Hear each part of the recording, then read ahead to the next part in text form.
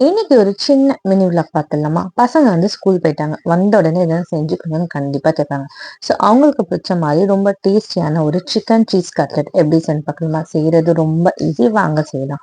இன்னைக்கு வந்து நான் வந்து பிரெட் இருந்துச்சு வீட்ல. அத வந்து மிக்ஸி ஜார்ல போட்டு கிரைண்ட் பண்ணி வச்சுக்கிட்டேன். பிரெட் கிரம்ப்ஸ் வந்து இல்ல. அதனால இப்படி பண்ணியிருக்கேன்.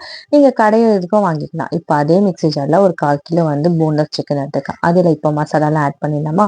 1 ஸ்பூன் மிளகாத்தூள், 1/4 ஸ்பூன் மஞ்சள்தூள், 1 ஸ்பூன் சீரகத்தூள், 1 ஸ்பூன் வந்து கரம் மசாலா, கொஞ்சமா மிளகுத்தூள், 1 ஸ்பூன் இஞ்சி பூண்டு பேஸ்ட், கொஞ்சமா வந்து சோம்பு, 1/2 ஸ்பூன் லெமனு, ஒரு பாதி வெங்காயம், 1 ஸ்பூன் வந்து சோயா சாஸ், தேவையான அளவு உப்பு. அவ்வளவுதான்.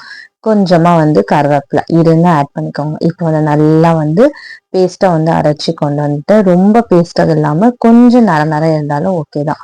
இப்போ இதை வந்து ஒரு வேற பவுல்ல வந்து மாத்திக்கிறேன்.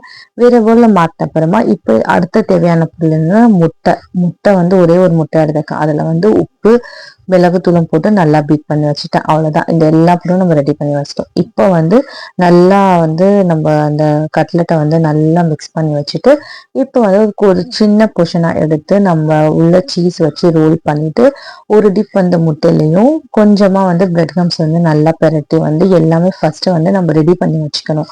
அப்பதான் வந்து வறுக்கிறதுக்கு ஈஸியா இருக்கும். இந்த மாதிரி வந்து ரோல் பண்ணி உங்களுக்கு பிடிச்ச ஷேப்லயும் பண்ணிக்கலாம்.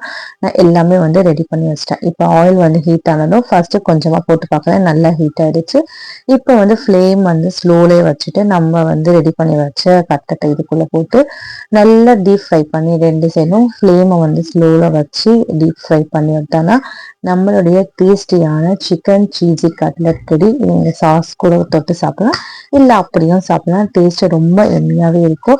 என்னோட பசங்களுக்கு ரொம்ப பிடிச்சிருந்துச்சு. நீங்களும் ஒரு தடவை ட்ரை பண்ணி பாருங்க.